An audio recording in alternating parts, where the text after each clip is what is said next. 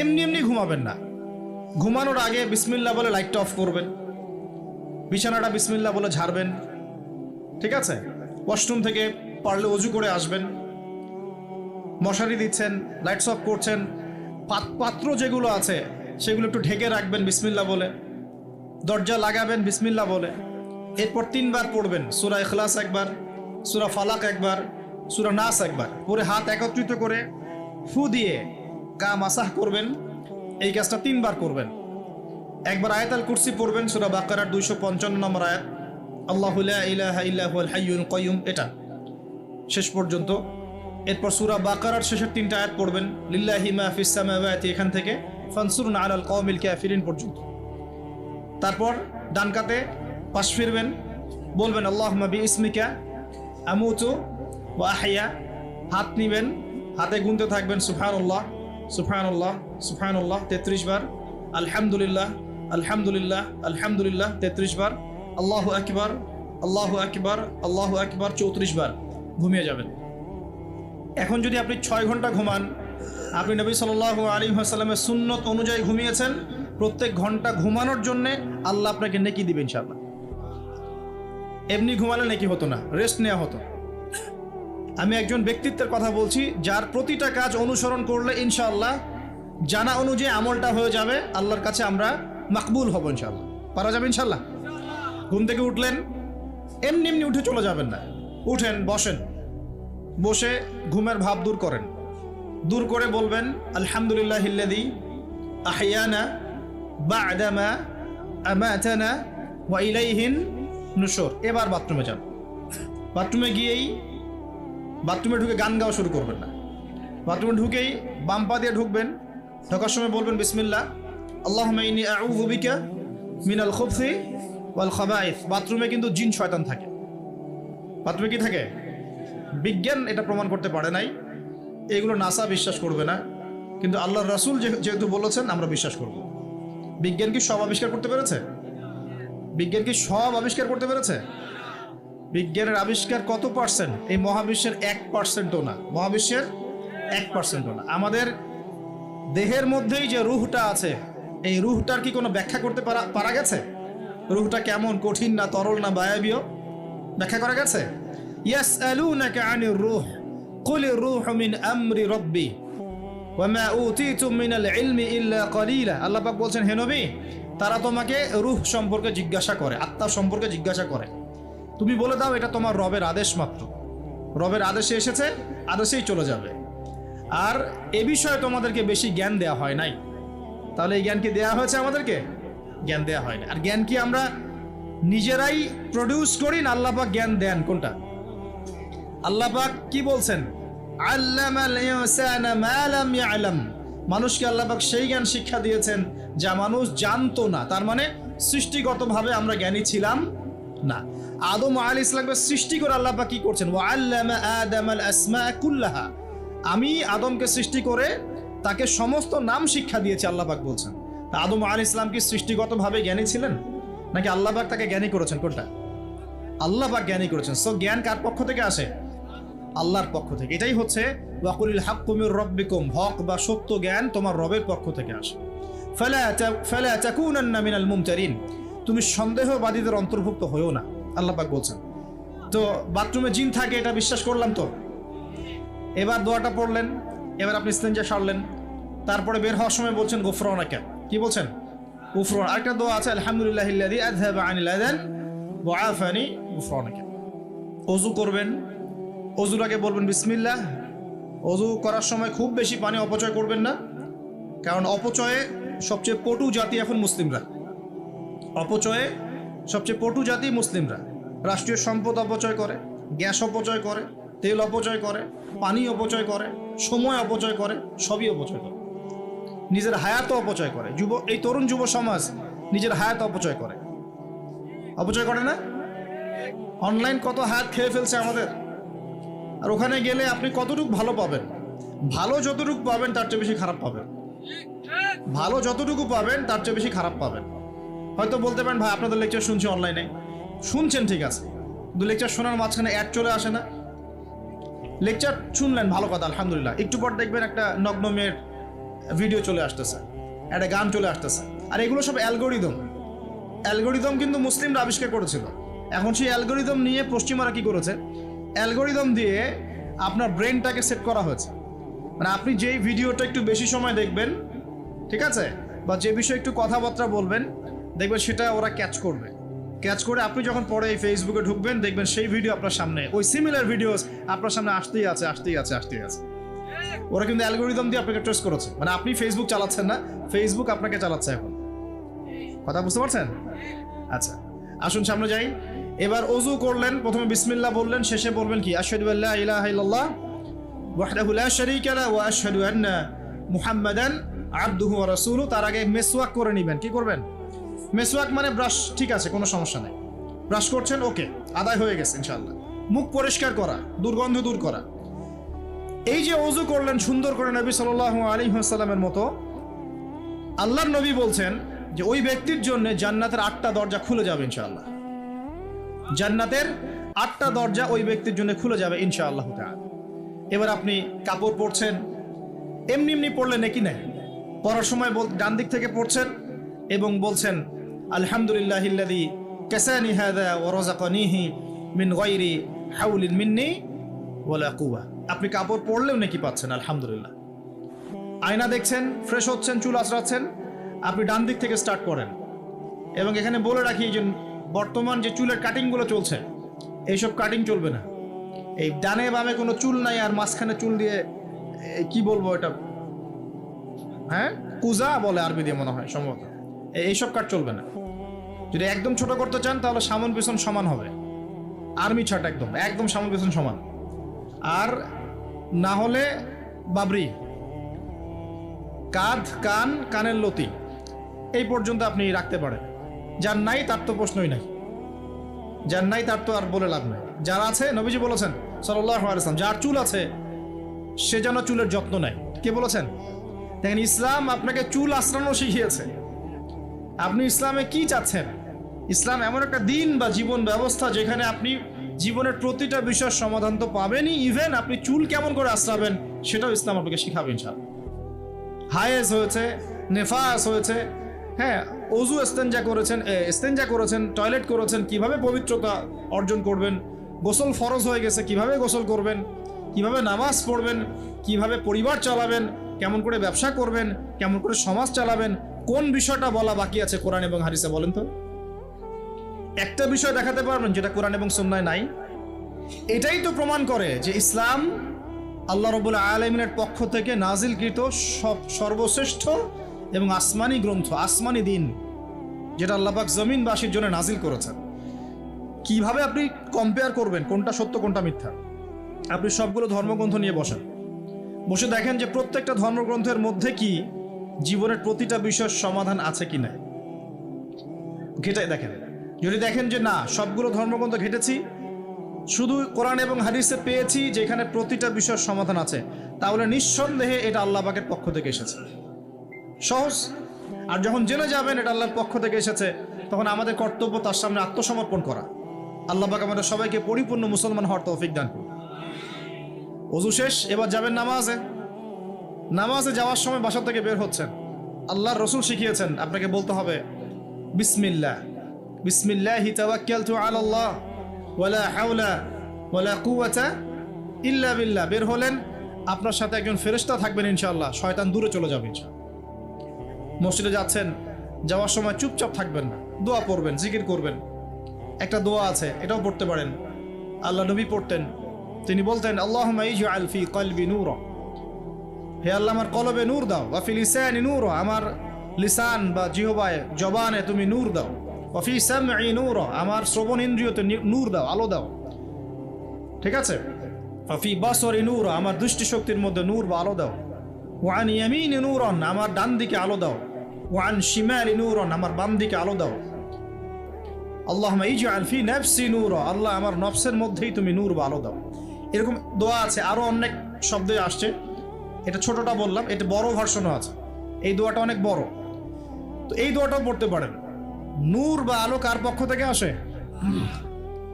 দুনিয়াতে যদি আমরা এই জাহেলি পরিবেশে, অন্ধকারাচ্ছন্ন সমাজে আমরা যদি আলো চাই, আল্লাহর নূর ছাড়া কোনো গতি নাই। আল্লাহ পাক নূর দিলে আপনি আলো পাবেন। আল্লাহ পাক খিদর আলাইহিস সালামকে নূর দিয়েছিলেন না? নৌকা কেন ফুটা করছেন মানুষ বুঝতে পারছে না, খিদর আলাইহিস সালাম বুঝতে পারছেন ফুটা না করলে সমস্যা আছে, জলদস্যু নিয়ে যাবে। মনে আছে গল্পটা? কোন সূরায়? কোন সূরা? সূরা কাহফ। বাচ্চাকে কেন হত্যা করলেন মানুষ বুঝতে পারছে না, মুসা আলাইহিস সালামও বুঝতে পারছেন না। খিদর আলাইহিস সালাম বলছেন এই বাচ্চাকে হত্যা না করলে বড় হয়ে বড় কাফের হতো, আর পুরো মানে বাবা মাকেও পর্যন্ত কাফের বানাতো। দেয়ালটা কেন নির্মাণ করলেন মুসা আলাইহিস সালাম বুঝতে পারছেন না। খিদর আলাইহিস সালাম বলছেন এই দেয়াল নির্মাণ না করলে এর নিচে এতিম 2 বাচ্চা রেখে যাওয়া বাবা মার সম্পত্তি ছিল, মানুষরা নিয়ে চলে যেত, এই কারণে করেছে। তো যা সবাই বুঝবে না, যা সবাই দেখবে না, যা সবাই উপলব্ধি করতে পারবে না, আপনি যদি সেটা দেখতে চান, শুনতে চান, উপলব্ধি করতে চান, তাহলে আল্লাহর নূর লাগবে। কি লাগবে? আর আল্লাহ পাকের নূর এমনি এমনি আসবে না। আগে ফরজিয়াতের উপর আমল করতে হবে, নফল আমল বাড়াতে হবে, সুন্নতের উপর পাবন থাকতে হবে, মনের মধ্যে রোগ দূর করতে হবে। মনে অহংকার রাখলে নূর আসবে না, মনে হিংসা বিদ্বেষ রাখলে নূর আসবে না, সারাদিন গীবত তহমত সমালোচনা গালিগালাজ করলে নূর আসবে না, হারাম খেলে নূর আসবে না। এক কথায় তাসকিয়া বা আত্মশুদ্ধি অর্জন না করতে পারলে নূর আসবে না। আর আল্লাহ নূরওয়ালা মানুষদের কাছে গেলে ইনশাল্লাহ নূর আসবে। এরকম মানুষ তো খুঁজে পাওয়া এখন মুশকিল, মুশকিল না? আমরা মোটামুটি সবাই দিন দিন কেমন জানি বস্তুবাদী হয়ে যাচ্ছে। বস্তুবাদী মানে দুনিয়ার ফিকিরটা বেশি, দুনিয়া ঠিক রেখে তারপর পরকাল করতে চাই, তাই না ভাই? আল্লাহ পাক আমাদেরকে বোঝার তৌফিক দেখ যে এই দুনিয়ার জীবনটা সংক্ষিপ্ত এবং চিরস্থায়ী নয়। আমাদের প্রতিটা কাজ পরকালীন স্বার্থে করা উচিত। আল্লাহ পাক বোঝার তৌফিক দান। নামাজ পড়তে যাবেন, এবার নামাজের মধ্যে চেষ্টা করবেন আজান এবং একামত এর মাঝখানে বেশি বেশি দোয়া করার জন্য। নবীজি বলেছেন আজান একামতের মাঝখানে দোয়াগুলো আল্লাহ পাক ফেরত দেন না।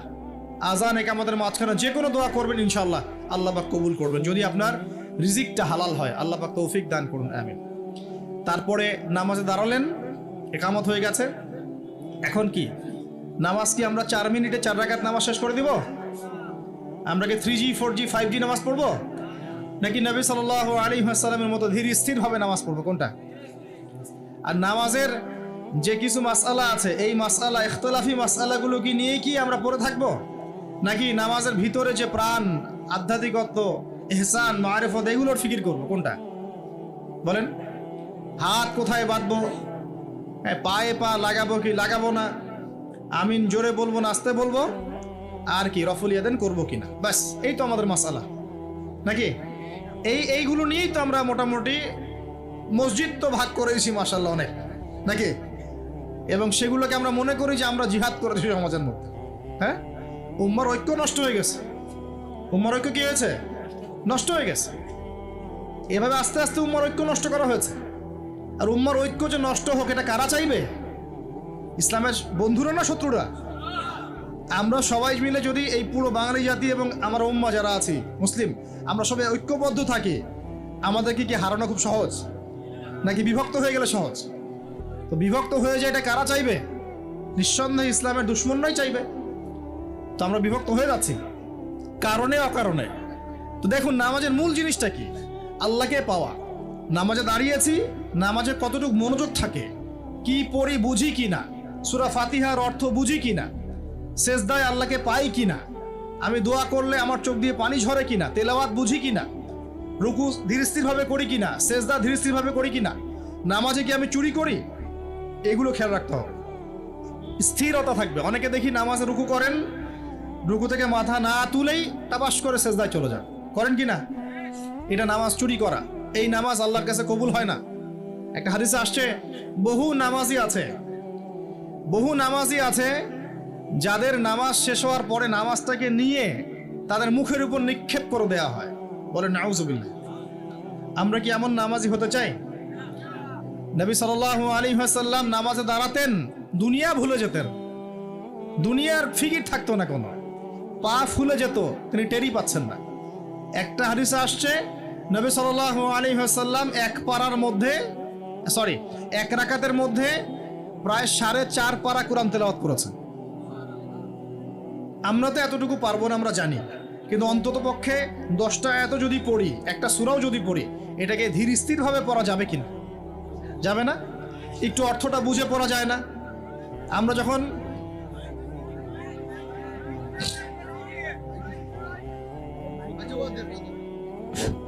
আচ্ছা ঠিক করতেছে, আপনারা অপেক্ষা করেন। আমরা যখন সূরা ফাতিহা পড়ি, আল্লাহ পাকের সাথে আমরা কিন্তু কথোপকথন করি। আপনি কি জানেন? এই হাদিসে শোনেন, যখন আল্লাহু আকবার বলে দাঁড়াই এবং সূরা ফাতিহা সানার পরে সূরা ফাতিহা স্টার্ট করি, আমরা বলি আলহামদুলিল্লাহি রাব্বিল আলামিন। আল্লাহ পাক উত্তর প্রদান করেন, বলেন হামিদানি আব্দি।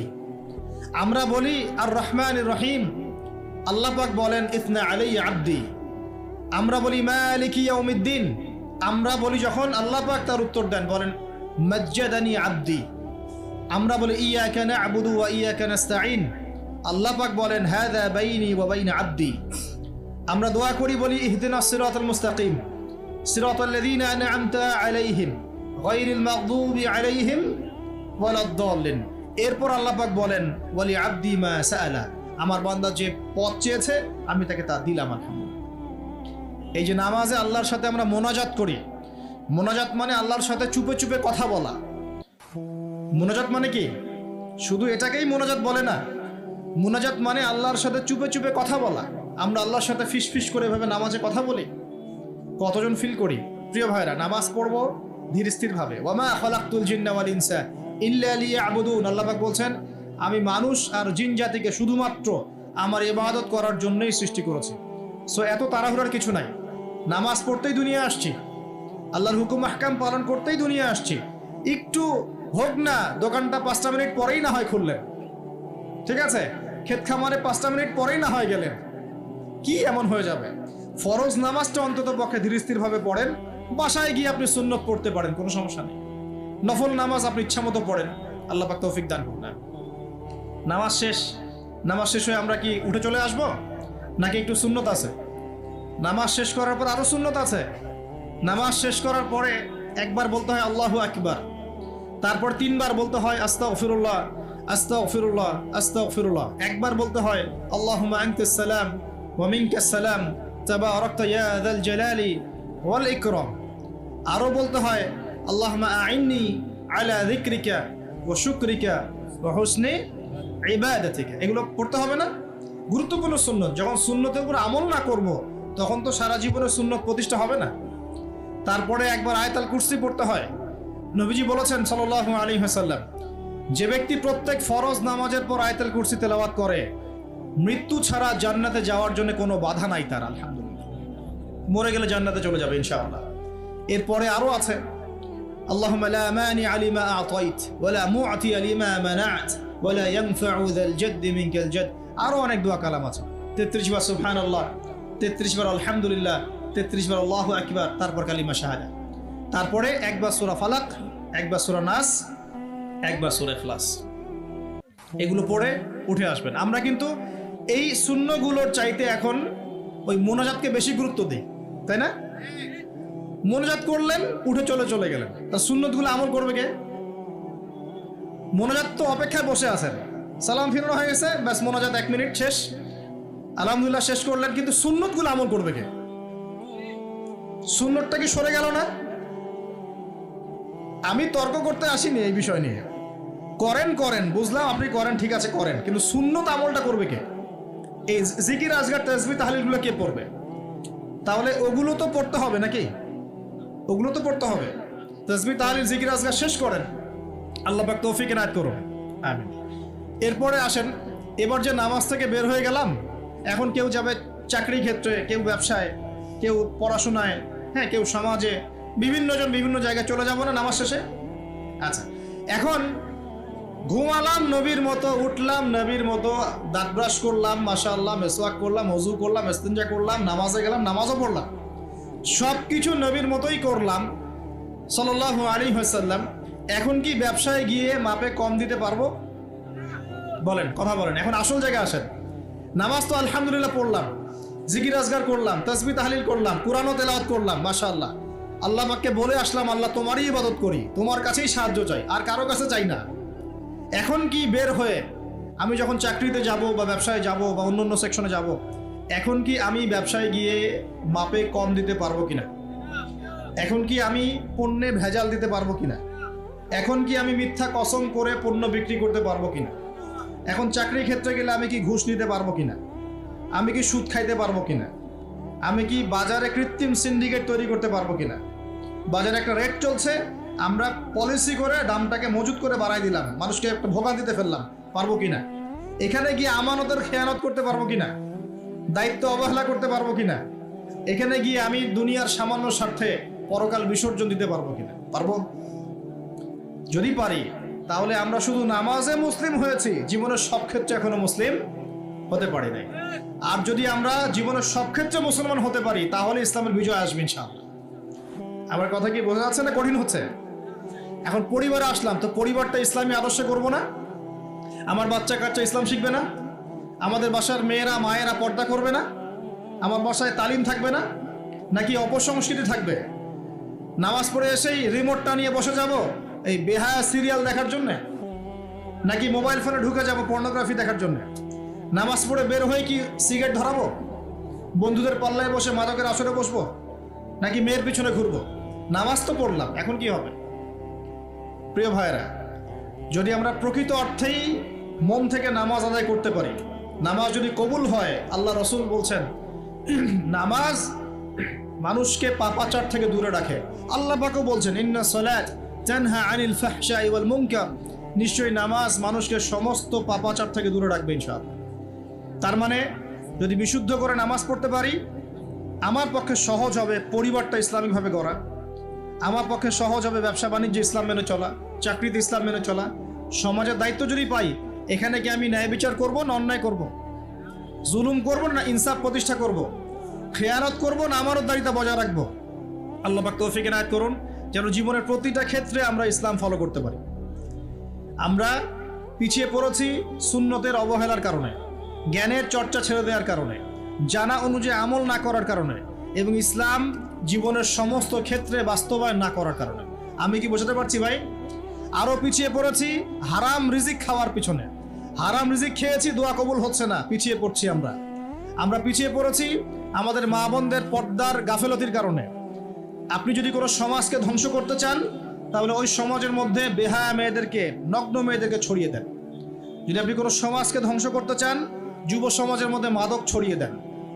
আপনি যদি কোনো সমাজকে ধ্বংস করতে চান, তাহলে সমাজের নেতৃত্ব প্রদানকারী মানুষদেরকে করাপ্টেড বানিয়ে দেন, সমাজ ধ্বংস হয়ে যাবে। আমরা কিন্তু দিন দিন এই কাজগুলো করেছি। আমাদের যুব সমাজের মধ্যে মাদক ছড়িয়ে গেছে না? মেয়েদের মধ্যে বেপরদামি ছড়িয়ে গেছে না? এই তো কয়দিন আগে দেখলেন না, ফ্রি মিক্সিং নিয়ে যে এতদিন ধরে কথা বলে আসছি, দেখলেন না টিচার কি করলো মেয়েদের সাথে? আপনি মেয়েকে পড়াতে যাচ্ছেন, পড়াচ্ছেন একজন পুরুষ টিচারকে দিয়ে। 10টা মেয়ে পড়ছে একটা ব্যাচে প্রাইভেট করে, একটা পুরুষ টিচার পড়াচ্ছে। 2 দিন পর ঘটনা ঘটে যাচ্ছে, হচ্ছে না? আমরা এই ফ্রি মিক্সিং মানে নারী পুরুষের অবাধ মেলামেশার ফলে সমাজটা ধ্বংস করে ফেলছে। মেয়েদের একটা ফাংশন আছে, মেয়েদের ফাংশন মেয়েদের ক্ষেত্রে, ছেলেদের ফাংশন ছেলেদের ক্ষেত্রে। একে যখন আপনি মিশ্রিত করে দিবেন, এরকম দুর্ঘটনা ঘটবে, প্রতিনিয়তই ঘটবে, কেউ ঠেকাতে পারবে না। নসিহত করে কি হবে? কারণ নসিহত করে তো সব হচ্ছে না। যাদের হাতে এই ক্ষমতাগুলো আছে, তারা যদি সমাজের মধ্যে ফ্রি মিক্সিংটাকে রোধ করতে পারেন, সমাজের মধ্যে ইনশাল্লাহ দেখবেন একটা সাম্য আসবে, ব্যালেন্স আসবে, এবং ছেলে মেয়েদের মধ্যে এই অবাধ মেলামেশা কমে যাবে ইনশাল্লাহ। অবাধ মেলামেশার ফলে জেনা বেড়েছে, ধর্ষণ বেড়েছে, পরকীয়া বেড়েছে, আর অনেক কিছু হয়েছে। একটা বাচ্চা মেয়ে পর্যন্ত এখন সেফ হচ্ছে না, বাচ্চা মেয়েকে পর্যন্ত মানুষ ধর্ষণ করে দিচ্ছে না? আমরা আমাদের ছেলে মেয়েদের জন্য কোন পরিবেশ সমাজ রেখে যাচ্ছি ভাবতে হবে তো। আল্লাহ পাক আমাদেরকে বোঝার তৌফিক দান করুন। আমাদের মা বোনদেরকে পর্দায় রাখতে হবে। প্রিয় ভাইয়েরা, এটার থেকে গাফেলতির কারণে আমরা পিছিয়ে পড়েছি। আরও পড়েছি ওই যে বললাম দায়িত্বহীনতা, মানে আমরা মনে করি দিনের দায়িত্ব শুধু আলেম ওলামাদের। এই দায়িত্বহীনতার কারণে আমরা সবাই দিনের ক্ষেত্রে আস্তে আস্তে আস্তে অনেকটা পিছিয়ে আসছি। আরও আছে কারণ হচ্ছে ইসলামের ভিতরে, ইসলামের লেবাসে পোশাকে অনেক মুনাফিক ঘোরাফেরা করছে, এরাও ইসলামকে পিছিয়ে দিচ্ছে। ইসলামের প্রকাশ্য শত্রু যারা সারা বিশ্ব থেকে মুসলিমদের নাম নিশান মিটিয়ে ফেলতে চায়, এরা বিভিন্ন এজেন্ডা মুসলিম সমাজে বাস্তবায়ন করছে। এই সমাজের এই এজেন্ডাগুলোর কারণেও মুসলমানরা আজকে পিছিয়ে পড়ছে। আরও কারণ আছে, অর্থনৈতিকভাবে ইসলামিক ভিত্তি আমাদের স্ট্রং হচ্ছে না, আমাদের সুদের সাথে আপোস করতে হচ্ছে, এই কারণে আমরা পিছিয়ে পড়ছি। আরও ব্যাপার আছে, একটা জাতি উন্নত হয় কিভাবে? ওই যে কিম জং উনকে দেখেন, চিনেন? কিম জং উনকে চিনেন? কোথাকার প্রেসিডেন্ট? তার দেশের মানুষ খাবার খেতে পারে না, আর সে মিসাইল বানায় বসে বসে। আর আমেরিকা পশ্চিমা থেকে ভয় দেখায়, ভয় দেখায় না? দেখেছেন? ওর ওই উত্তর কোরিয়া হামলা চালাতে হলে 100 বার চিন্তা করতে হবে পশ্চিমাদেরকে।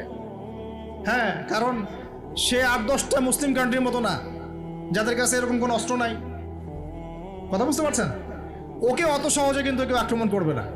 তারপরেও আবার চায়নার সাথে ওর বন্ধুত্ব আছে, রাশিয়ার সাথে ওর বন্ধুত্ব আছে, ঠিক আছে? এর একটা অ্যালায়েন্স, এটাকে জিও পলিটিক্যাল ভাষায় ওদের অ্যালায়েন্স বলে। তো ওরা শক্তিশালী হলো কিভাবে? শুধুমাত্র ফাইন্যান্স দিয়ে না, এখানে পলিটিক্যাল ভিত্তি শক্ত, অস্ত্র শস্ত্র তাদের আছে। এখন বহির্বিশ্বের শত্রুরা ওদের দিকে চোখ তুলতে পারছে না, এত সহজ না।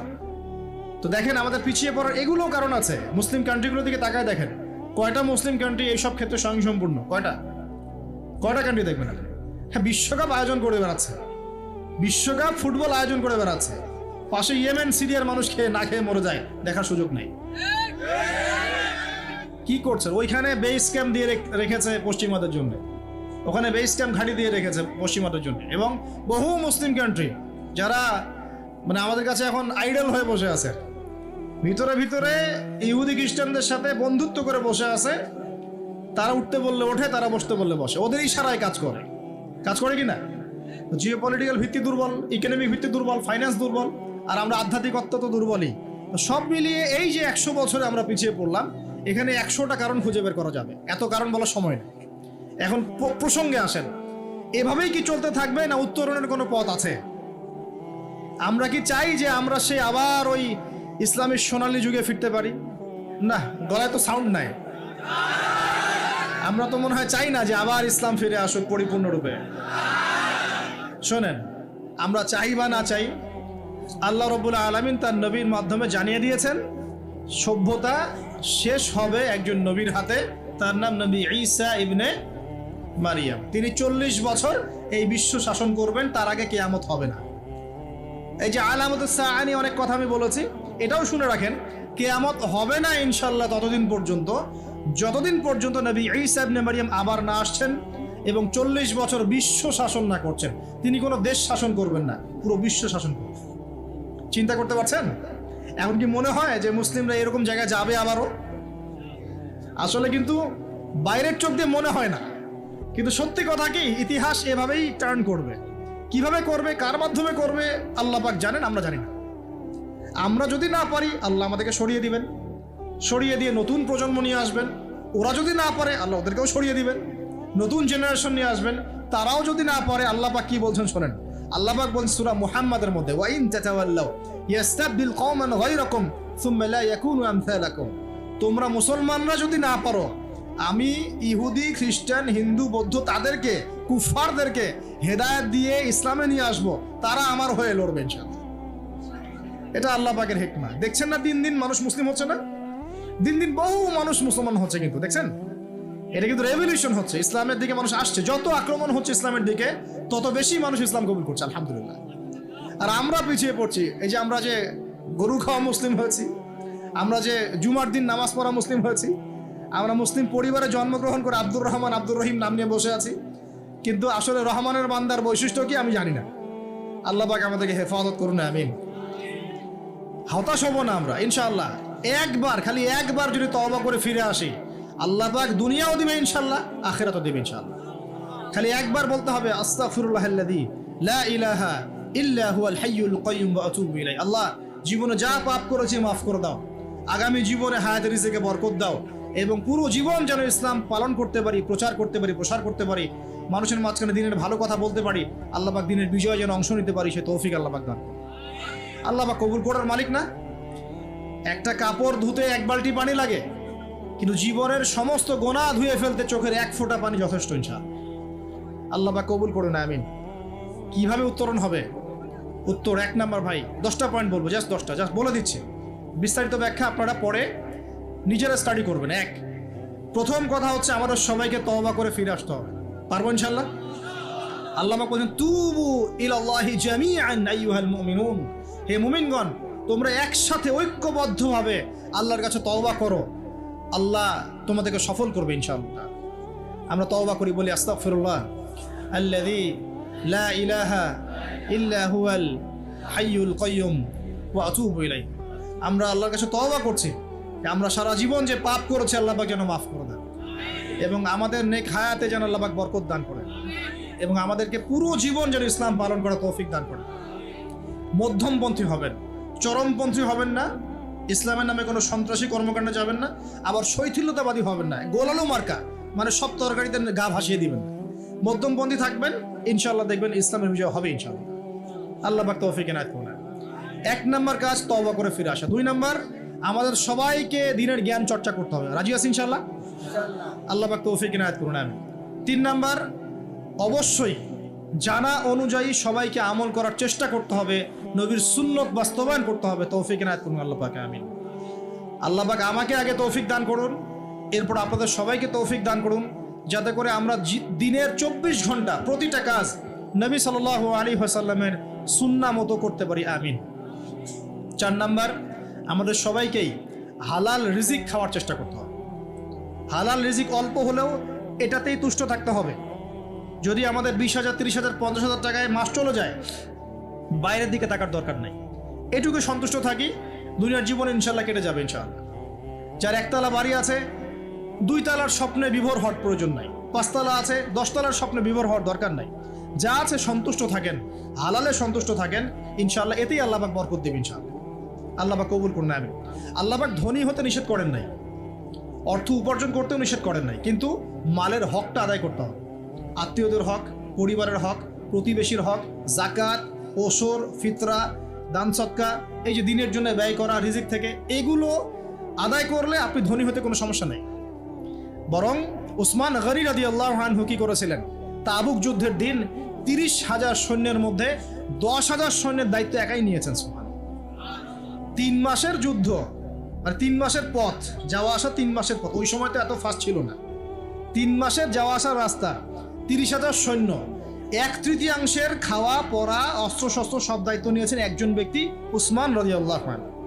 তাহলে কত বড় ধনী ছিলেন চিন্তা করে দেখি একটু। কিভাবে কিভাবে ধনী হয়েছেন? সুদ খেয়েছিলেন না ব্যবসা করেছেন? এই দেখেন, ইয়ামহাকুল্লাহু রিবা ওয়া ইউরবিস সাদাকাত, আল্লাহ পাক সদকায় বরকত দেন, রিবাকে ধ্বংস করে দেন।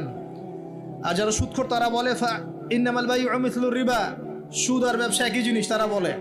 আল্লাহ পাক বলছেন ওয়া আহাল্লাল্লাহুল বাই'a ওয়া হাররামা রিবা, আল্লাহ পাক সুদকে হারাম করেছেন, সুদকে হারাম করেছেন, ব্যবসাকে কি করেছেন?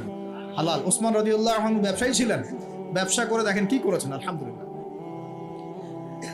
দুর্ভাগ্য, এটা দুঃখজনক যে নিজের টাকা খরচ করে রুমা কূপ করে দিয়েছেন, সেই কূপ থেকে মানুষ তাকে শেষ বয়সে পানি পান করতে দেয় নাই, জানেন? এই হলো ইসলামের ইতিহাস। প্রিয় ভাইরা, হালাল খাওয়ার চেষ্টা করে আল্লাহ পাক তৌফিক এনায়েত করুন।